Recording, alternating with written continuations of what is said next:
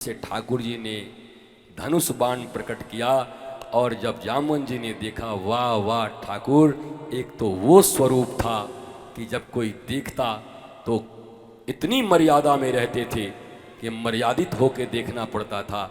एक अभी तुम्हारा शरीर है, कितने माखन जैसे लग रहे हो, मलाई जैसे लग रहा है महाराज, गले लगा लूँगा आपको। बोला लगा ले, 27 दिन से लड़ ही रहा है, हाँ लगा ले। ठाकुर जी को जामवन जी ने गले लगाया। महाराज मिलन हुआ है रामा अवतार के जामुन जी से। बोला जब मणि दे दो, बोला ठाकुर सब आपका है पर एक शर्त है। और तू भी शर्त रखेगा क्या? बोला हाँ, हमारी बेटी जामवती है, विवाह करो और दहेज में मणि ले जाओ। और ये ठाकुर जी बोले अभी तो विवाह करके आए हैं कुछ दिन पहले रुक्मिणी से। जामुन जी बोले कोई रामा अवतार थोड़ी है महाराज, कृष्णा अवतार है, जितनी मर्जी उतनी करो। तो जाम्बवती से भी विवाह हो गया ठाकुर जी का।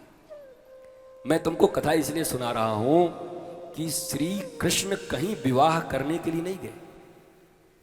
ऐसा नहीं कि वो किसी को देखे और दिल दीवाना हो गया और चले गए, कहीं नहीं। एक भी विवाह कृष्ण करने नहीं गए, परिस्थितियों को देखना। एक पहला विवाह किसने चिट्ठी लिखी?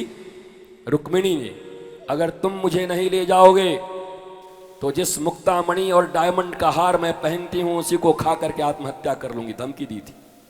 ठाकुर ने बचाई दी, ठाकुर जी ने बचाई दी। आ जा भाई, खाए मरेगी, इधर आ जा। दूसरा विवाह गए थे लाने के लिए स्यमंतक मणि और मिल गई जाम्बवती। सत्कर्म करने जब जाते हो, सत्कर्मी पुरुष का हर जगह यश बढ़ता है।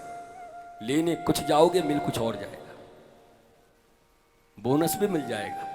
मणि लेने गए थे लेकिन जीवन की संगिनी मिल गई, जाम्बवती मिल गई। जाम्बवती बहुत सुंदर थी और जाम्बवंत इतने बड़े संत हैं, उनकी बिटियां हैं। उनकी बड़ी इच्छा थी कि मेरी बेटी से भगवान का विवाह हो, तो भगवान का विवाह हो गया। अब भगवान जब मणि लेकर के आए और सत्राजीत के मुंह पे मारा तो सारी द्वारिका ने कहा इसने गोविंद के ऊपर आरोप लगाया था, इसको पटक के मारेंगे अभी हम लोग। ये भारत की जनता है, रातों रात बदल जाती। एक रात पहले कृष्ण को चोर कह रही थी, अब सत्राजीत को चोर कह रही है। भैया इन पर भरोसा मत करना, एक रात में हवा बदल जाती है पूरी। और समाज को देखकर चलने का भी प्रयास मत करना, समाज कभी आइडियल नहीं होता चलने का। भीड़ को देखकर नहीं चलते कभी जिंदगी में, चलते हैं सदा अपने सत्य पर, अपने धर्म पर, अपने इष्ट निष्ठा पर और अपने गुरु के ज्ञान पर चलते हैं। आनंद, प्रेम और शांति के लिए समाज देखकर नहीं चलते। जिन लोगों ने समाज देखा उनकी जिंदगी दो कौड़ी की हो गई। वो जीवन भर समाज को देखकर पगलाते रहे। वो खरीदा तो हम ये खरीदेंगे, वो उधर जाएगा तो हम इधर जाएंगे। मर जाओगे एक दिन, खत्म हो जाओगे। अपनी प्रज्ञा से चलो, ज्ञान से चलो, बोध से चलो, आत्मवान बनो। ये भीड़ तुम्हें जीने नहीं देगी। ये 2 मिनट में ये तुम ताली बजा रहे हो।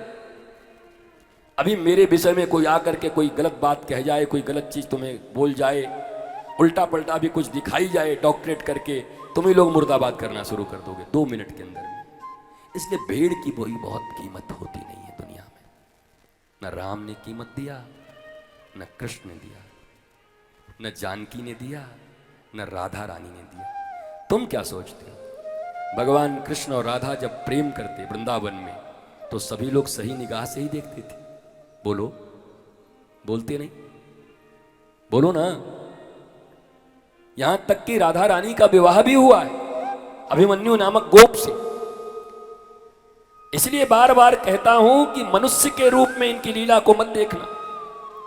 भगवान अपिता रात्रि शरदोत्फुल्ल मल्लिका विक्षरंतुम मनश्चक्रे योग माया मुपास्ते। ये लीला नंद के लाला और देवकी के लाला की नहीं है, ये सबके बाप की लीला चल रही है। जो जगत का पिता है, परम पिता है, परम पिता का लीला चल रहा है। इसलिए अपना चश्मा लगाने मत जाना, नहीं धोखा खा जाओगे। भीड़ का चश्मा मत लगा लेना, नहीं तो द्वारिका वासियों की तरह कृष्ण के ऊपर आरोप लगा दोगे कि ये मणि चोरी करता है। बताओ जो सारे जगत के मालिक हैं, नियंता हैं, उनको किसी की मणि चुराने की क्या जरूरत है महाराज। लेकिन संसार ऐसा ही है, भगवान ने दे दिया। अब सारी जनता खड़ी हो गई कि सत्राजित को मारेंगे, इसने भगवान के ऊपर आरोप लगाया। तो तुम क्या कर रहे थे कल तक? तुम भी तो वही कर रहे थे।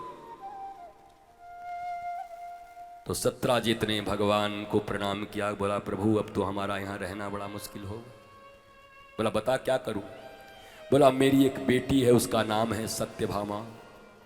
अगर मैं आपका ससुर बन जाऊं तो फिर द्वारिका में किसकी हिम्मत है जो हमारी तरफ आंख उठाए। ठाकुर बोले एक तो करके आए, एक लटक के आ गई, और एक अब मणि देवे में तू भी करेगो। बोला बगल में खड़े थे बलराम, बोला कन्हैया कृष्णा अवतार है, हरे कृष्ण स्वीकार करो।